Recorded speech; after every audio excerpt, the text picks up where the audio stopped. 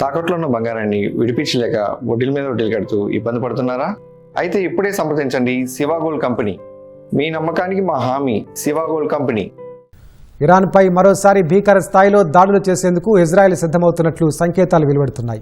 Israel సైన్యానికి ఆ దేశ ప్రభుత్వం సెలవులు రద్దు చేయడం దానికి మరింత బలం చేకూరుస్తోంది. అమెరికా మద్దతు లేకుండానే ఇరాన్పై ఏకపక్ష దాడులకు ఇజ్రాయెల్ ప్రధాని నెతన్యాహు వ్యూహరచన చేస్తున్నట్లు తెలుస్తోంది. దీంతో పశ్చిమాసియాలో మళ్లీ యుద్ధ వాతావరణం నెలకొంటుందన్న భయాందోళనలు మొదలయ్యాయి. మరోవైపు ఇరాన్ యుద్ధం కారణంగా అమెరికా ఆయుధ నిల్వలు తగ్గిపోవడంతో వాటి ఉత్పత్తిని వేగవంతం చేయాలని పెంటగాన్ ఆదేశించింది. పశ్చిమాసియా యుద్ధం మళ్లీ మొదటికి వచ్చే సూచనలు కనిపిస్తున్నాయి. ఇరాన్పై వైమానిక దాడులు చేసేందుకు ఇజ్రాయెల్ సిద్ధమవుతున్నట్లు తెలుస్తోంది. ఇరాన్తో అమెరికా దౌత్యం ఇక పనిచేయదని అంచనా వేస్తున్న ఇజ్రాయెల్ ఒంటరిగానే దాడులకు దిగేందుకు వ్యూహాలు రచిస్తోంది. ఇరాన్ ప్రభుత్వంలోని ఉన్నతాధికారులు, ఐఆర్జీసీ కీలక అధికారుల హత్యలకు ఇజ్రాయెల్ ప్రధాని నెతన్యాహు ఆదేశాలు జారీ చేసినట్లు అంతర్జాతీయ మీడియా కథనాలు తెలిపాయి. ఇజ్రాయెల్ ఏకపక్షంగా సైనిక ఆపరేషన్కు దిగితే ఈ ఘర్షణల్లో ఇరాన్కు టెల్లవీవ్ ప్రధాన లక్ష్యంగా మారుతుంది.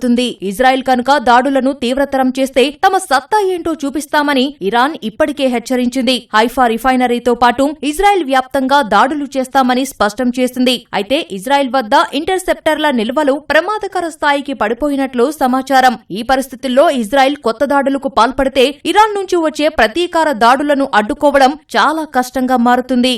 మరోవైపు ఇజ్రాయెల్ సైనికులకు ఆ దేశ ప్రభుత్వం సెలవులను రద్దు చేయడం మరింత ప్రాధాన్యత సంతరించుకుంది. ఫిబ్రవరి 28న ఇరాన్పై జరిగిన దాడులకు సరిగ్గా 2 రోజుల ముందు ఇజ్రాయెల్ ఇలాగే సైనికుల సెలవులను రద్దు చేసింది. ఆ తర్వాత ఇరాన్ దివంగత supreme leader Ayatollah Ali Khamenei కాంపౌండ్ను లక్ష్యంగా చేసుకుని భీకర దాడులు చేసింది. గత దాడుల ముందు అనుసరించిన వ్యూహాన్నే ఇజ్రాయెల్ ఇప్పుడు పునరావృతం చేస్తుండటంతో ఇరాన్పై అతిపెద్ద దాడికి రంగం సిద్ధం చేసిందనే వాదనలకు బలం చేకూరుతోంది. మరోవైపు ఇరాన్పై దాడి నిర్ణయం వెనుక ఇజ్రాయెల్ ప్రధాని నెతన్యాహు రాజకీయ ప్రయోజనాలు ఉన్నాయనే వాదనలు వినిపిస్తున్నాయి. అక్టోబర్లో ఎన్నికలు రానున్న నేపథ్యంలో రాజకీయంగా తన పట్టును నిలుపుకునేందుకు నెతన్యాహుకు ఒక భారీ విజయం అత్యవసరం. అందుకే ఇరాన్పై దాడిని ఆయన తన చివరి అస్త్రంగా భావిస్తున్నట్లు విశ్లేషకులు అభిప్రాయపడ్డారు.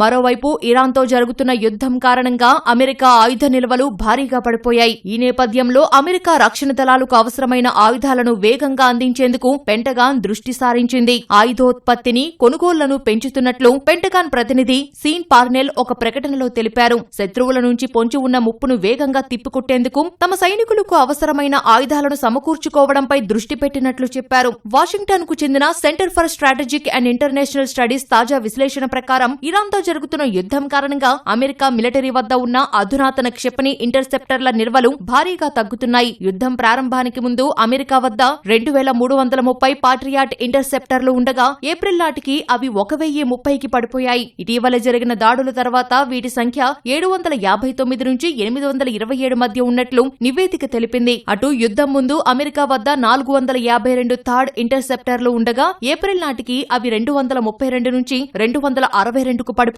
ఆయుధాల పంపిణీని వేగవంతం చేయడం అనేది యుద్ధం మొదలైన ముందు నుంచే చేపట్టిన విస్తృతమైన ఆధునికీకరణలో భాగమేనని పెంటగాన్ స్పష్టం చేసింది.